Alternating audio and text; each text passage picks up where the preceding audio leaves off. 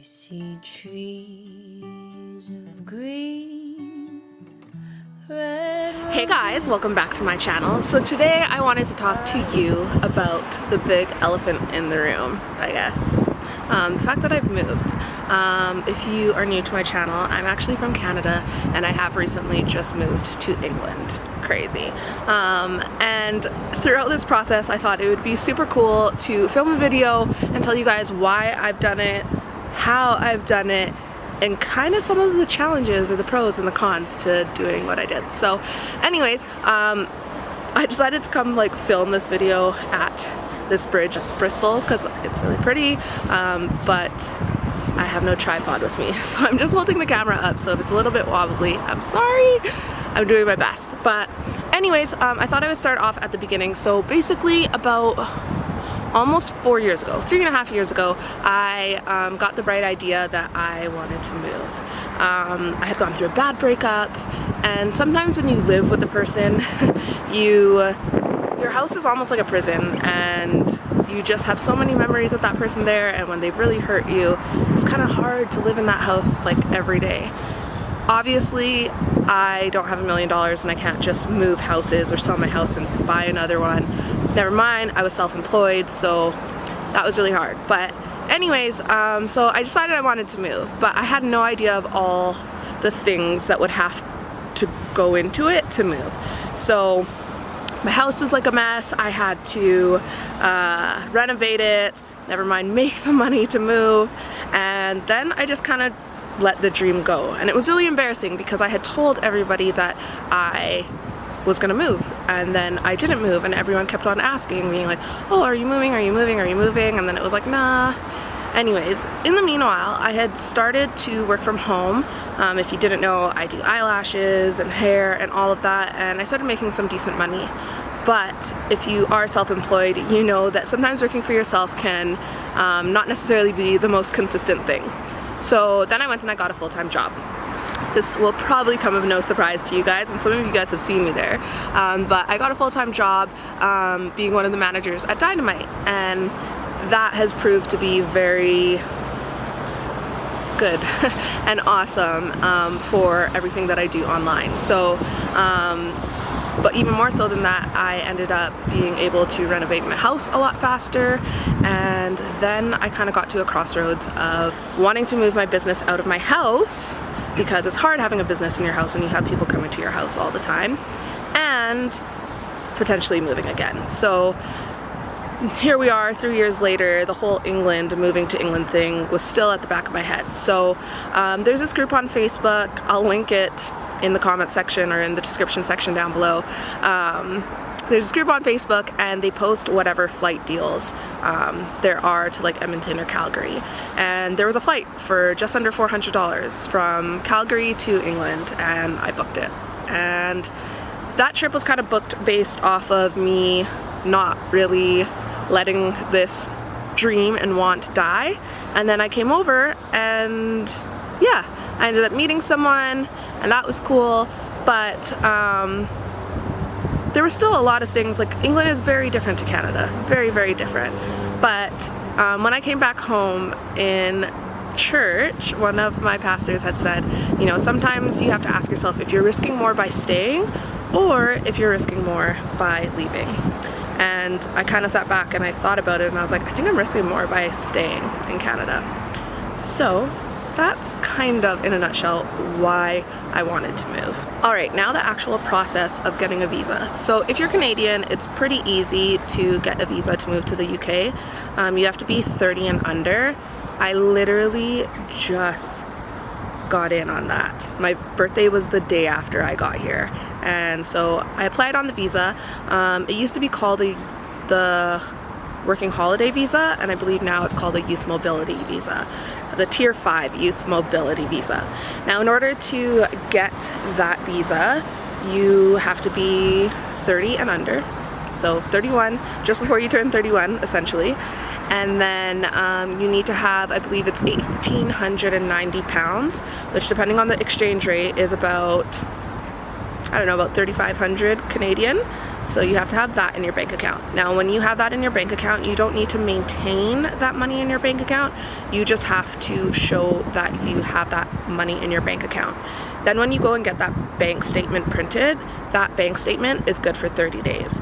So personally, what I did is when I got paid from my employer, when I got paid, like I saved up all of my money from everything that I do at home for a month, and then when my roommate paid me rent, right at that end/beginning of the month, I went to the bank and I printed off a bank statement because I had way more than that amount needed, because I was kind of stressing about what if the exchange rate is really bad that day. And I had way more than I needed in my bank account. So once you do that, then you can apply for the visa online.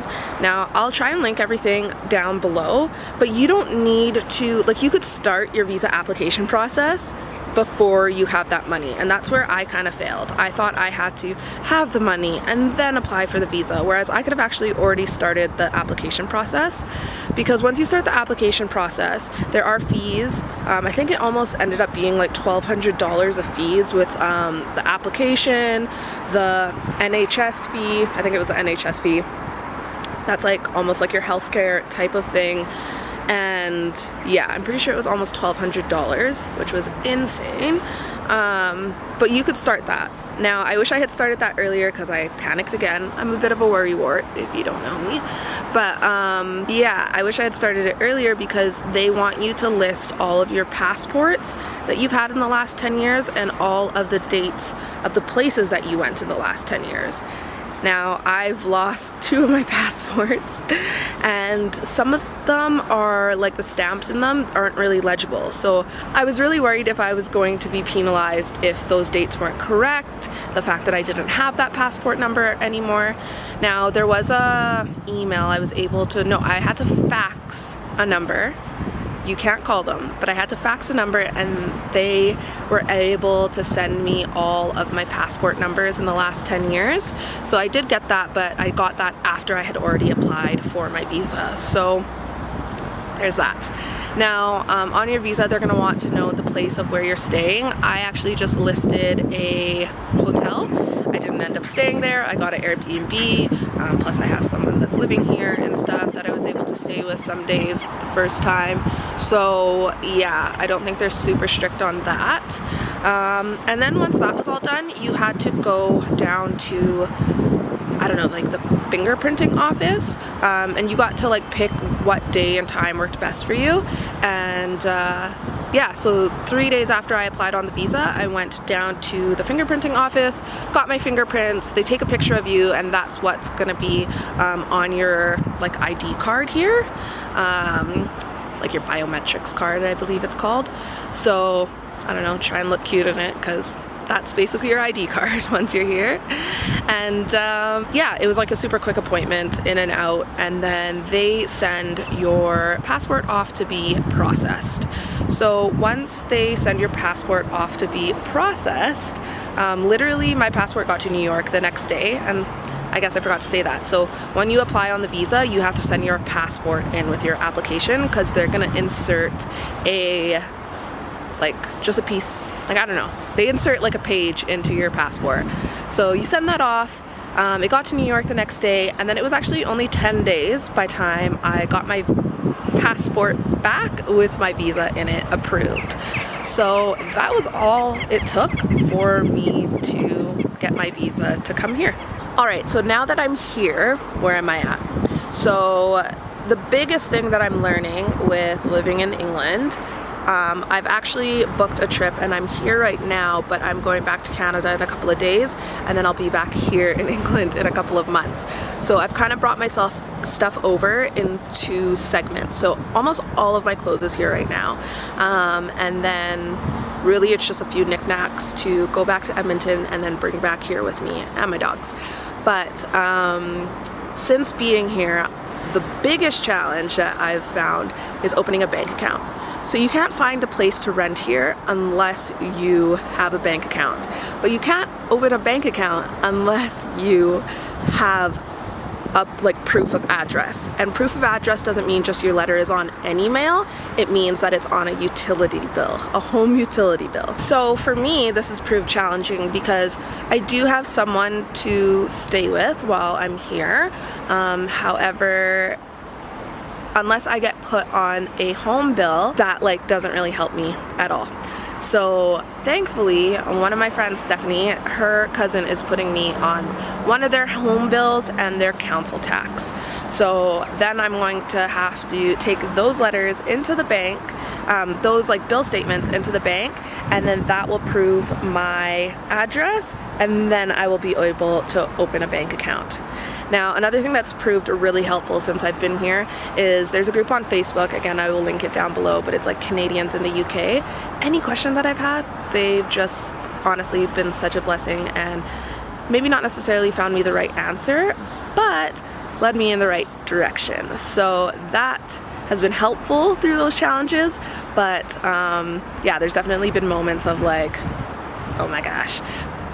But it's also made me very grateful that I came here for a few weeks first and then going back to Canada and then coming back, because there's a lot of things that I needed to sort out. Just even like you don't realize not having a straightener, or I don't know, a straightener was the biggest one for me. But oh, like a phone charger, a MacBook charger, a camera charger, those types of things, and they don't have the same type of like, there's not Best Buy here, so when you're looking for these things, it's kind of hard to find sometimes, I've noticed. Now, I totally forgot to say, once you get to England, once your visa has been approved, within 10 days you have to go to a post office that you get to choose what post office you go to, but you have to go there and pick up your biometrics visa. Basically, it's like an ID card that you can travel with, and it lets you go in and out the country, because basically the one that they put in your passport is just a temporary one. Now, although you don't need to maintain that money that I was talking about in your bank account when you first apply for your visa, you do definitely need some money when you come here. Honestly, the stories that I've been hearing from people, like a friend of mine / client of mine, because she couldn't open up a bank account, her letting agency, like almost like her rental company, let her put 6 months of rent down first and then let her bring in her banking information afterwards. But like, who has that type of money, 6 months of rent down first? Honestly, just because the exchange rate for Canada is so bad, like I've gone through so much money in just a few weeks of being here, so you definitely want to have more money than you probably thought of.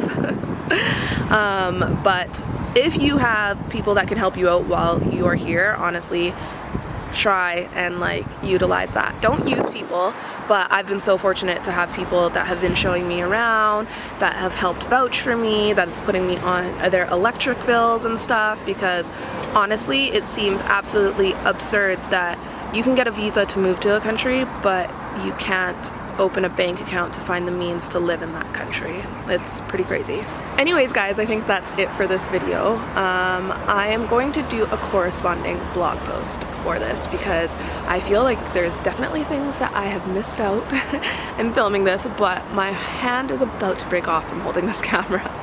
So I'm going to link that blog post down below, and I'm going to list any resources on the blog post, but also in the description section of this video. So if you like this video, I would love if you hit that like button, and if you haven't subscribed to me already, I would love if you did. Anyways, guys, thank you so much for watching, and I'll see you in the next one. Bye.